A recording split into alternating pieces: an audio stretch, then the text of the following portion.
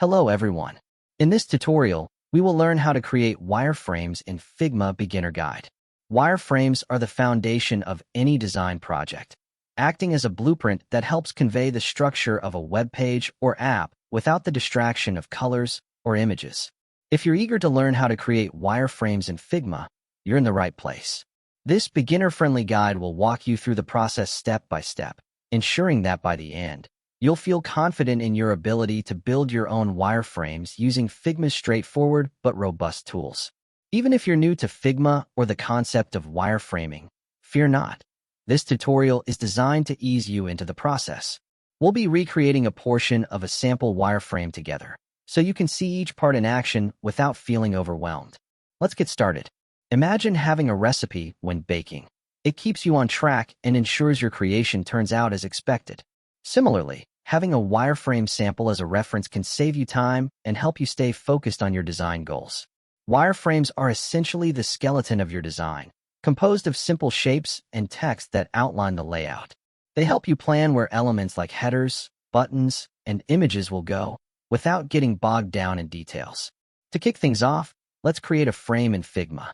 Think of the frame as the canvas where all your wireframe elements will live. It's like the piece of paper that holds your sketch, providing boundaries for your design. Head over to the toolbar, select the Frame tool, and either click or drag to establish your main canvas. Choosing the right size is important, depending on what you're designing, be it a desktop app, a mobile screen, or anything else. If you're unsure, Figma offers convenient presets for common devices, making it easier for you to get started. With your frame in place, it's time to add some basic shapes. These shapes form the backbone of your wireframe structure. Look at the sample wireframe for inspiration and notice how rectangles often represent headers, buttons, images, or sidebars. Use the rectangle or ellipse tool from the toolbar to start drawing these elements onto your frame. For instance, you might drag a rectangle at the top for a header area or several smaller ones for menu items. These shapes serve as placeholders, allowing you and others to visualize where content will eventually be placed. Remember, wireframes are not about intricate details, but rather about providing a broad overview. Next, let's incorporate some text into your wireframe. You'll need labels for buttons, headings, or areas where descriptive text will be. Figma's text tool is perfect for this. Simply click anywhere on your wireframe and start typing the labels you need. Keep it straightforward. Labels like sign in for a button or welcome for a header are enough to make your wireframe understandable. At this stage, don't worry about perfect fonts or sizes. The key is clarity over fancy formatting. We're making good progress. Now, let's add lines to help section off areas or indicate navigation paths.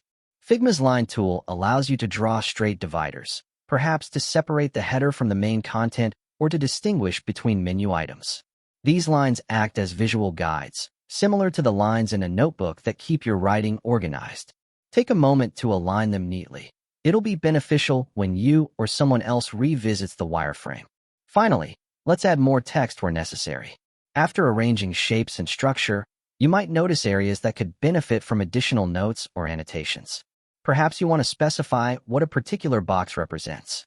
Use the text tool to add these notes. These small additions enhance the clarity of your wireframe, especially when sharing it with teammates or clients who might not be familiar with your layout concepts. And there you have it. About half of our sample wireframe recreated in Figma, step by step. Remember, the purpose of wireframes is to communicate structure effectively. Keep things simple and don't stress about getting every detail perfect. With practice, you'll grow faster and more confident in your wireframing skills. Hopefully, you now have a better understanding of how to create wireframes in Figma Beginner Guide. For more step-by-step tutorials and guides, subscribe so you never miss an update.